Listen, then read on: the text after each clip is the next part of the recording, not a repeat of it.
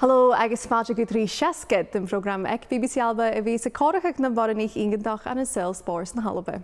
Is me Iona Ballantyne agus mí toilite fáilte chuúr ar an lùth-chleasaiche Albannach Lynsey Sharp gan stiúidio trí seascad ar son a chiad úr.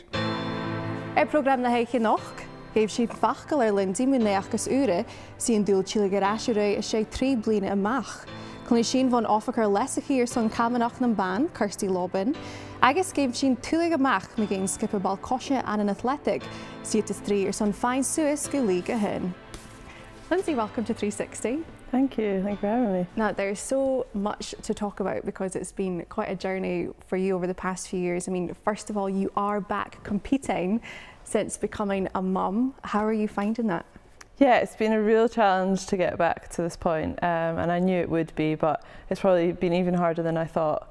So I'm just so relieved that I've been able to get back to the start line, and also it's been really enjoyable. So I was going to say, are you enjoying it in a different way now than you did before? It is. It does feel completely different, both in terms of like how each week looks. I used to have a really structured life. Training was the priority, and now that's not really the case. Like Max is the priority. So it's really like a juggle with looking after him, being his mum, training, and my husband Andrew is also training. So yeah, it's very busy. So the thing is, there's so much athletics in the family, and especially being a mum and racing and competing and training, there's so much talk about.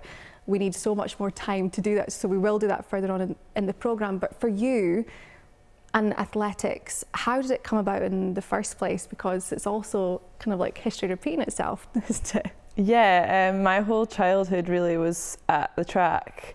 My mum was still competing, not like professionally after I was born, but she still trained at Meadowbank. So I can remember playing in the sandpit with my sister, who's 3 years older than me, and that was what like a lot of our days looked like, and we loved it. It was just like a big playground to us. And I was desperate to join the local club, which was Edinburgh. My older sister was already a member, so I just wanted to copy her. And yeah, we used to be there 3 times a week. You know, went to school, went to the track. That was just how it was. And yeah, it's funny now, and we try not to take Max to the track too much because it's like work, but. Yeah, it's just funny watching him, and he looks like me as a baby, so it's like literally watching myself playing in the sandpit. It's very sweet. That is amazing, and actually probably so lovely to see him doing what you did too. But even when you were younger, looking back now, could you ever have imagined where your career would have taken you? I think even from a very young age, I always wanted to be successful, and I did play loads of different sports when I was younger, but I was drawn to athletics not just because I spent a lot of time around the sport, but because from a young age I was really good at it.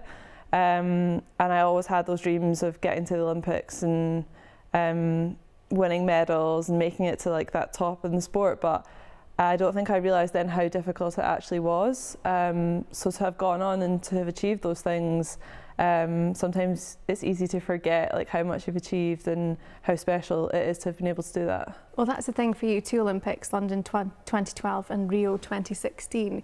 Even in Rio, you raced in the final. Can you remember what that felt like? Do you know what?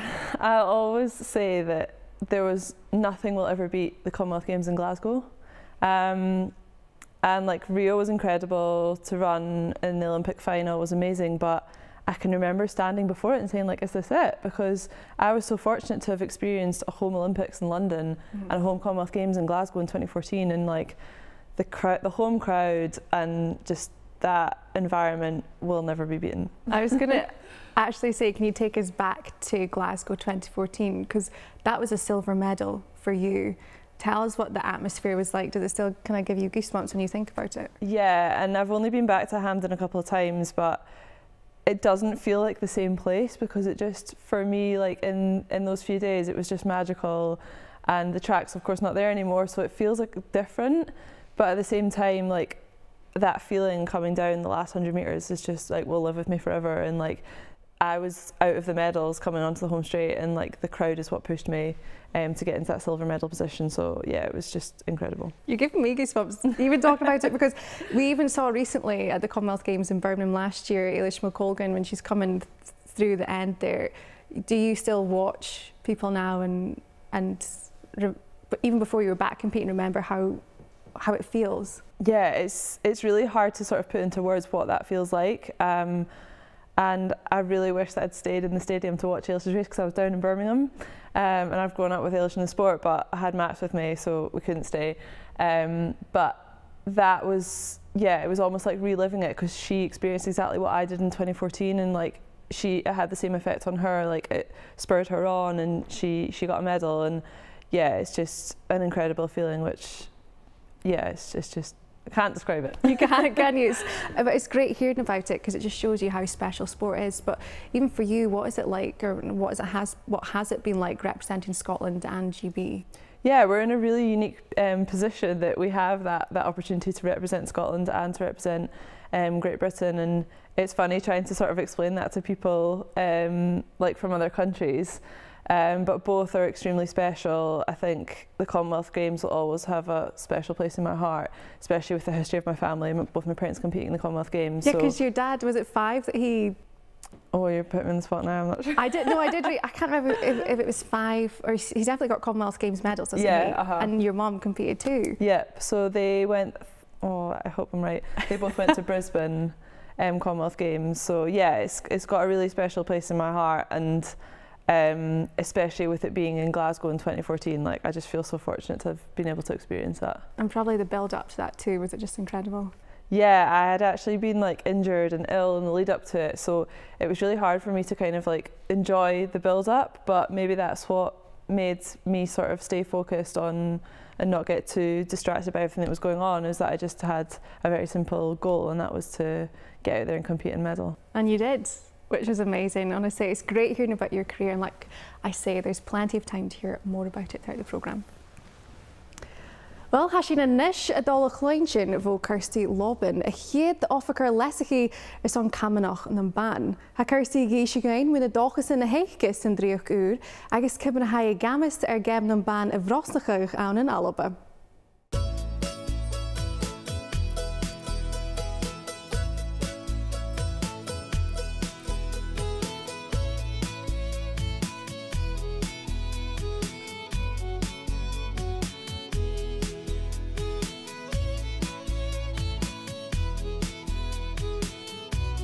Laura Kirsty Lobban, oifigear leasachaidh Camanachd agus cluinnidh, a girl some spòrs at a chur squash.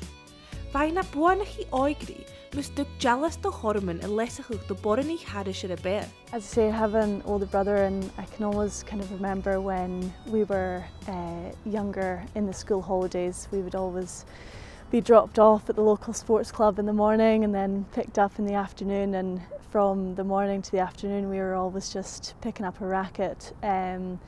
The club had tennis, squash, they had racquetball and they had badminton, so it's always been kind of in my life, and yeah, I love it. I look back on it with such fond memories. My brother and my sister-in-law are actually professional squash players, so I mean, I have so much more pride in what they've achieved now, and I leave that to them, the actual squash playing. But yeah, I loved playing squash as a junior, but now with my role as club development manager with Scottish Squash, I think there's so much more to be achieved in a kind of development sense, and I hope to be really proud of what I can kind of do in the women and girls game.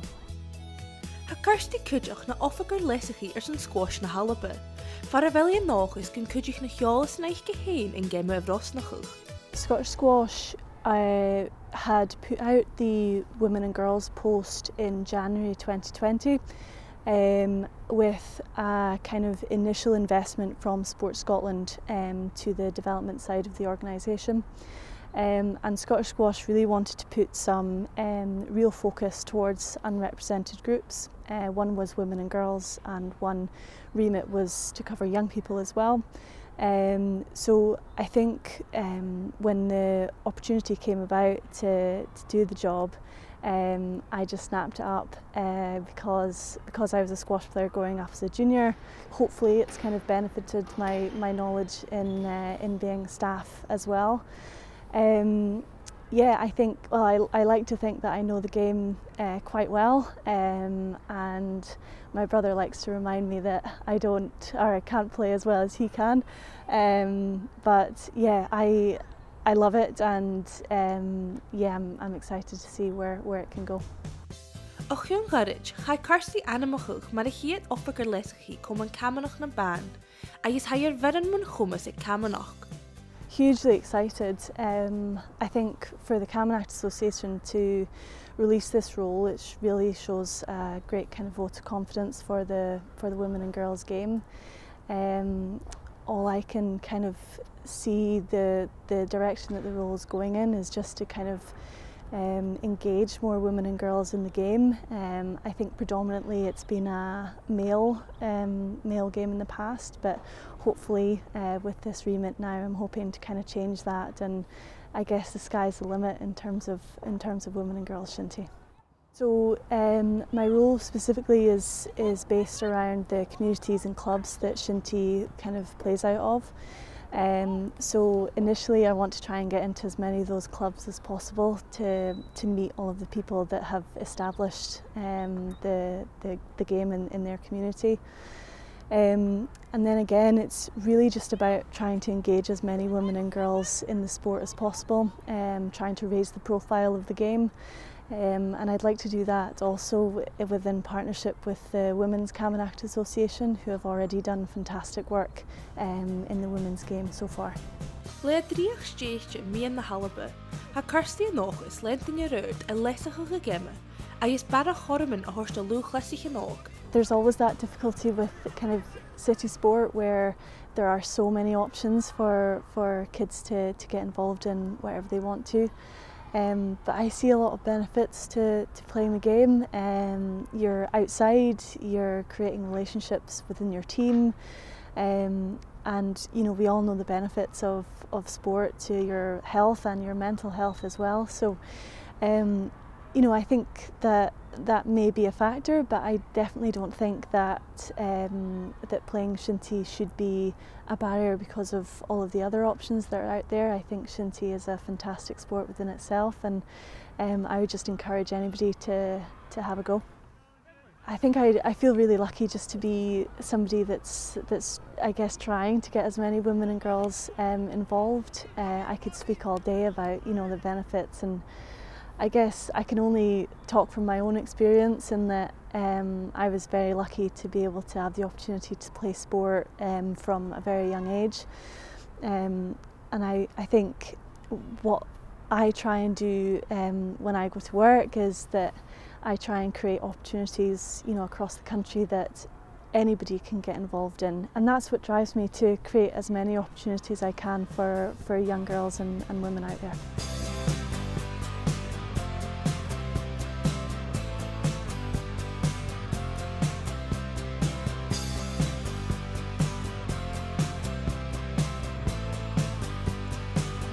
Mari rolla Kirsty céir blian an thoiseach, agus hair bhith mun tamlaí teach an Camanachd, le immerstin uras an abharcar san cluinnidh na bhrosnachil Camanachd.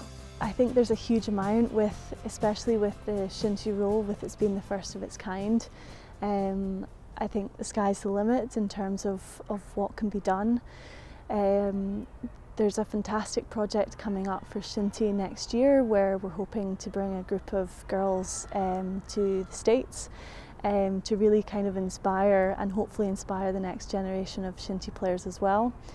And I think really just driving kind of projects and initiatives to get more women and girls on shinty fields across the country.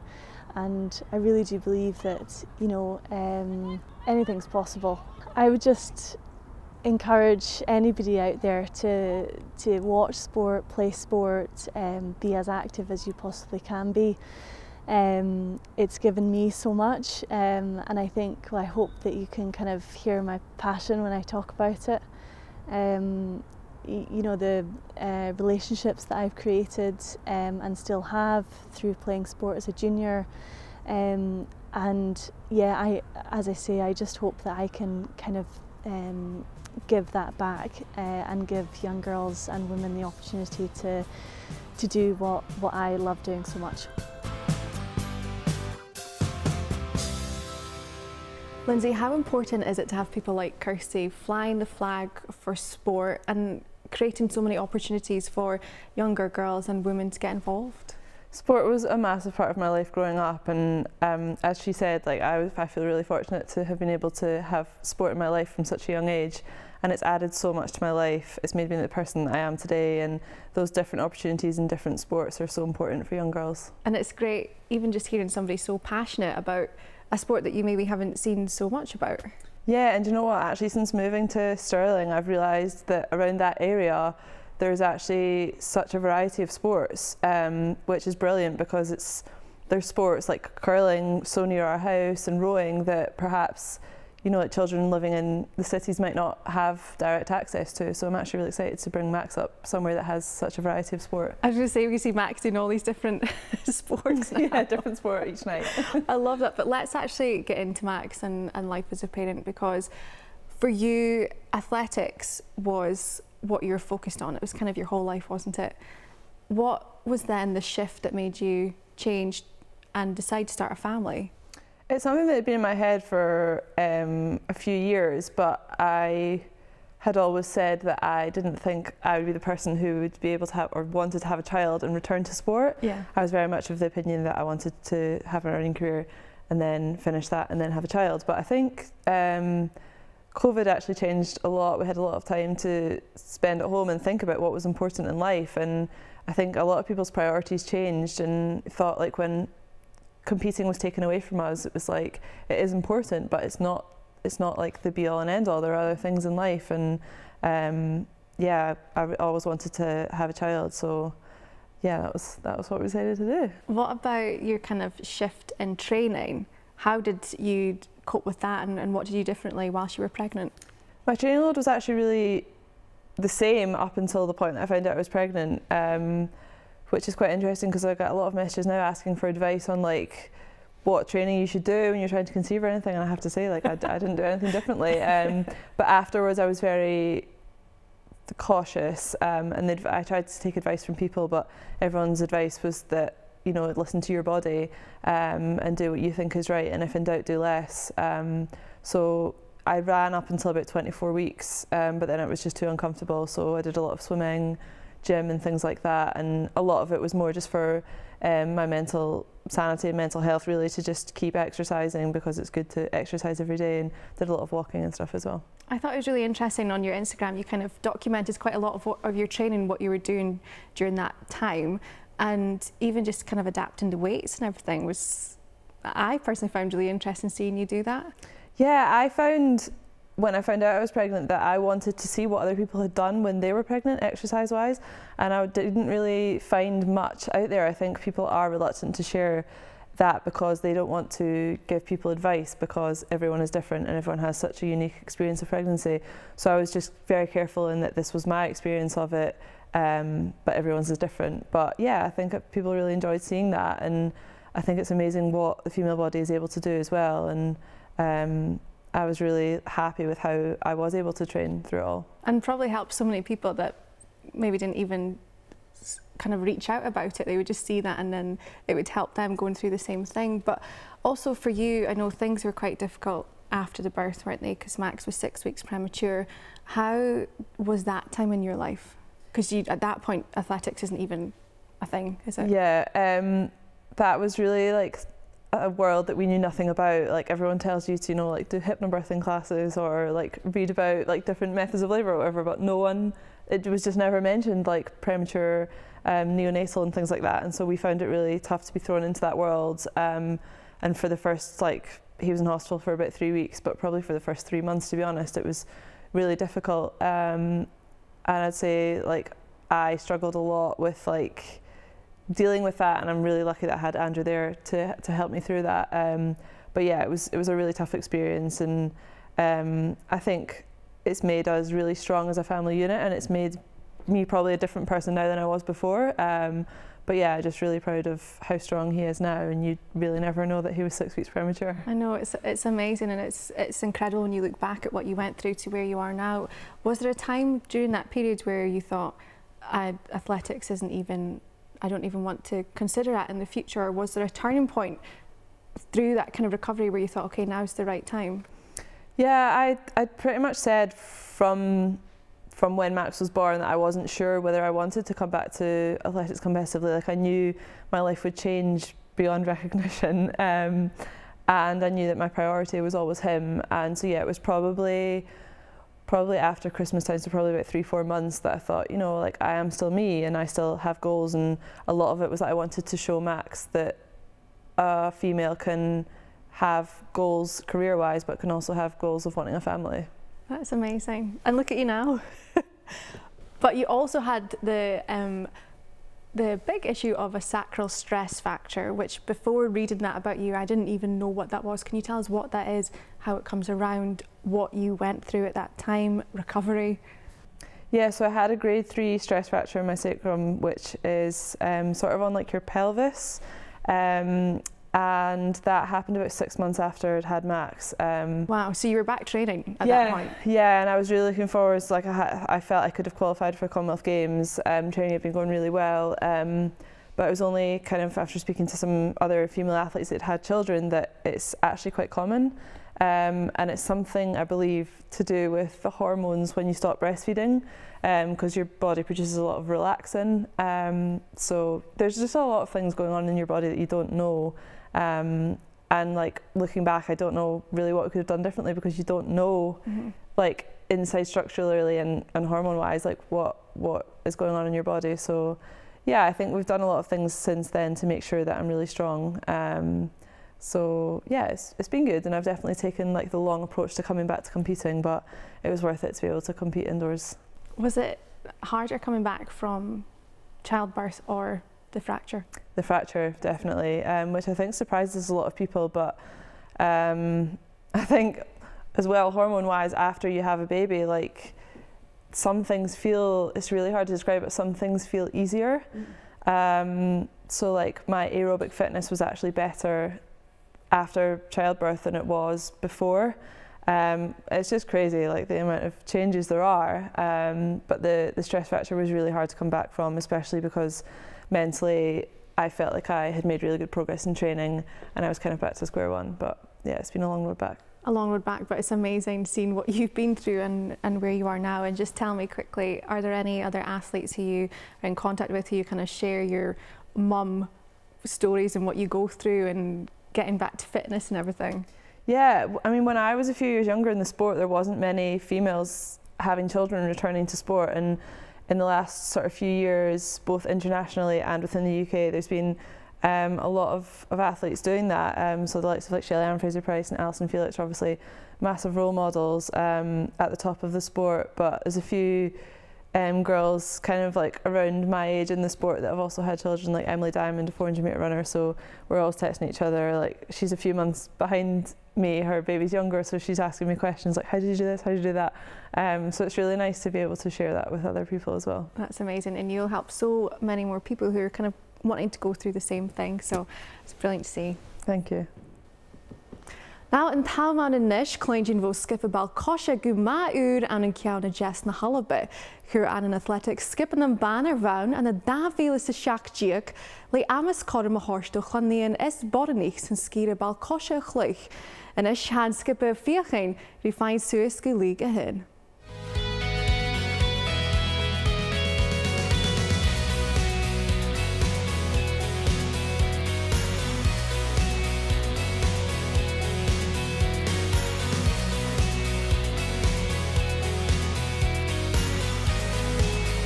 Thoshi skippe bornich Annan Athletic irashin a dèidh leasachaidh.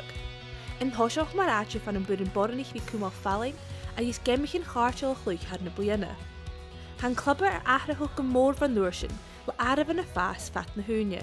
It kind of started off years ago now, we were just a wee kick around, just getting out, having a bit of fun. It was your getaway kind of thing. It was having fun, meeting new people and seeing so many ladies and girls out there wanting to play football and bringing it in together.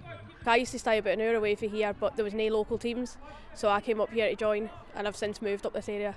Not really for the fit, but for the lassies. Like, I've grew a friendship with a lot of them, so I've moved just a few miles out of here. I just thought I'd find a team and we'd have a kick about and maybe play some friendlies, because that's what sorted up in Glasgow at uni as well. It was like I played at the uni team, but we just did like friendlies and stuff like that. But yeah, it's been good fun. We're back on like proper pitch with training kit and sort of in a league and everything like that, so it's just gone from strength to strength. Fantastic, yeah. We started off little, we started off not the best, but we've really progressed in so many ways, and we're like a wee family kind of thing. It's great. Ha chlabber dar a chorm a thuirse cluichdarin in spòrs a had jail a chluich. Aias sealtaí na cluichdarin na sóige go bhfuil dat sa mí còmhla obair chruaig. Years ago I used to sign North Wales, so I played football then, stopped for about 10 years, and this got me back into it. I thought it was just a school thing because there was never anything opened to an older generation, and it's nice that we've got so many ages here, from girls to adults to the senior ones. We've had a few like 15-year-olds as well, like coming up from the youth side into the team, and they're a great help for us as well, and they seem to be loving it. They're training all the time and just constantly just talking and playing football, which is good to see. Definitely, Hayes, there's loads of young lassies coming through. We've got a good squad of young lassies that are even trying to get into our team now, so it's gone quite far, and our results have picked up, so I think that's making folk wanting to come to the club a bit more. In bliadhnaichean, háisí Annan a farpais san áite an a líga hún tro séasan garid a chruúich in SWF. Son cushin na cluichdarin be seo hiad t-sabaid an airinneach farpaiseo. Get the had dúlaigh amnan chan ahrich dad. Very. It's also scary too, I'm not going to lie. Very nervous getting up there and playing, but it's also really good to see other people watching you and being a role model for some of the girls. I think it was a bit to adjust to begin with, especially players that have never played a match before. But like everyone's just getting better and better week in week, and it's sort of shown in the results as well, and how much better we're playing as a team and sort of getting together and stuff like that. It's a shorter league. It's more competitive. A few of the top teams left us, so we're getting a few better results in now, and it's better than being gubbed every week. Ha báil cosio a mescan plwy a fas sias a suas yn dwy. It thuirs bara chormyn do borinnichis cluinnidh a har son club a lora gyhynadal a is clwch gytrich. So many clubs locally as well just started up, because Annan was one of the first, and then sort of we had Lockerbie, and then sort of Dalbeattie grew off that as well, and I think the more clubs the better, the more women playing sport as well the better. It's definitely changing. I used to stay near Castle Douglas. Now there's Dalbeattie entered the league. You've got Nithsdale, they've entered. Obviously Queen of the South, but they were always like the top team. Like if you were out of football for a while, you'd struggle to get into that team. But then Annan, I came here, there was all different lassies here, shapes, sizes, and it's been brilliant coming here. Great laugh, great bunch of lassies. Honestly, we've just become a unit and a team together, and that's what football is about. It's not just about coming and winning, it's about coming and enjoying it and having fun at the same time.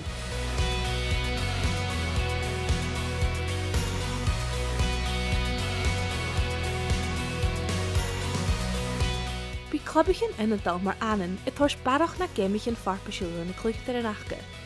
Se corm a hawn carriage na ghianú a is buin taiche chrúach o còmhla gach seachgain. Yeah, well, I've got two wings, so I didn't really have a social life till I came here. This like brought it all back to me, and it's good fun, so enjoy it. Yeah, it's good fun here. Everyone's here for a laugh. There's always a lot of laughter, as you can probably tell, going on at training sessions and on matches, win or lose. You know, we're always having a good time. I would come along for the social. Get I mean, like even if you don't even want to play in games, we've got lassies that just want to train with us and stuff like that, and we day nights out. I mean, it's like a community-run team. Like we always get involved with everything. I'm a vet, and then just like having a hard day at work and then coming out and just having a good run around for an hour or two on a night is like great, just to see other people and sort of, you know, have a good laugh and a bit of exercise. And then the weekends, I'm quite a competitive person as well, so going out and playing a match is good fun, but I find it really good for fitness as well, and just a good run around on Sunday's great. Han clubbe mí nach erurdish, a is a focus an tlian na cluichtar an achga. In jarstjoch a is a les chlug talents and skide.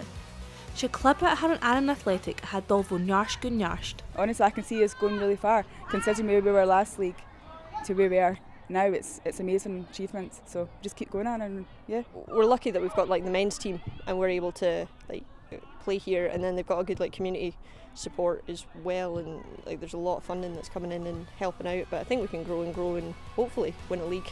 That's probably the aim in the future. What a journey this side have been on. How much did you enjoy watching that and seeing how far they've come?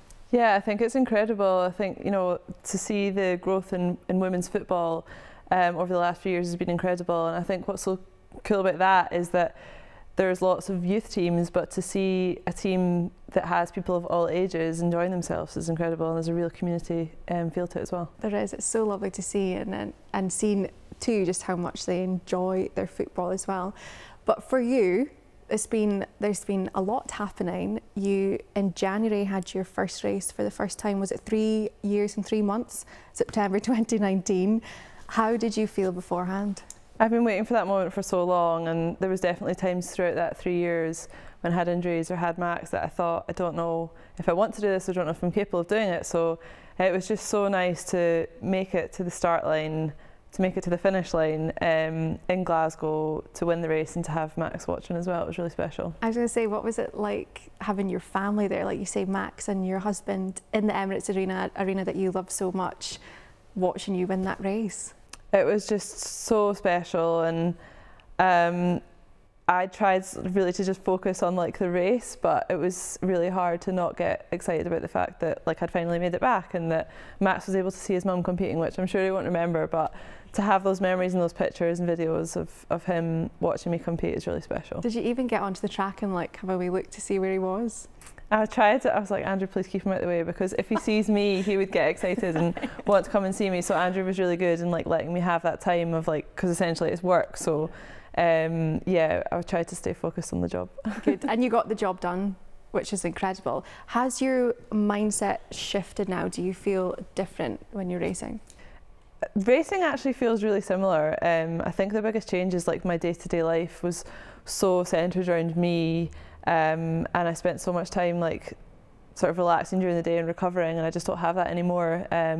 So I'm trying to stay on top of like recovery and nutrition and things like that, but also I've got a small human to look after as well, and he's a priority, so it's a real juggling act, but I wouldn't change it for the world. It's the best job in the world, is being his mum. How do you actually balance that though? Like you say, recovery is a huge part of what you do. Yeah, we're really fortunate that we have help to look after Max that allows us to train and to have lunch when we get back from training and things like that. But yeah, it's definitely different spending your afternoons at the soft play instead of watching the TV at home. I can imagine. But for you as well, I mean, there's a big year ahead. There's so much happening. Do you have set goals that you want to achieve, or has that kind of changed now?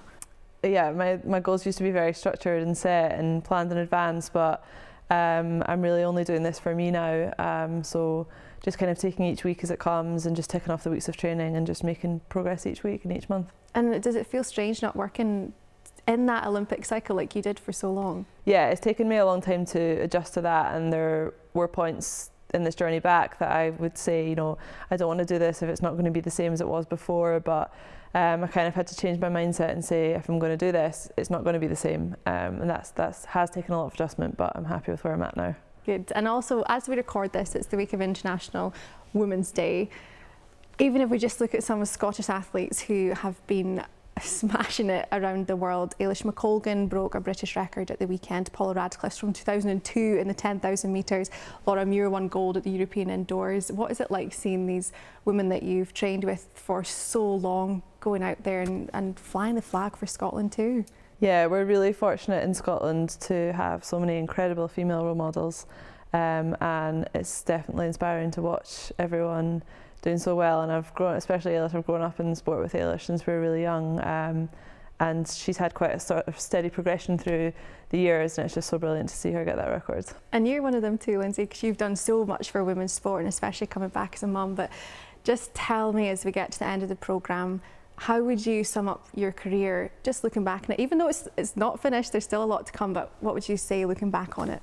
I think I've just had so much fun, and sometimes you take it for granted, so it's just nice to look back and think how incredible it's been and how fortunate I am. And like you say, Glasgow's probably one of those big highlights. Absolutely. Great.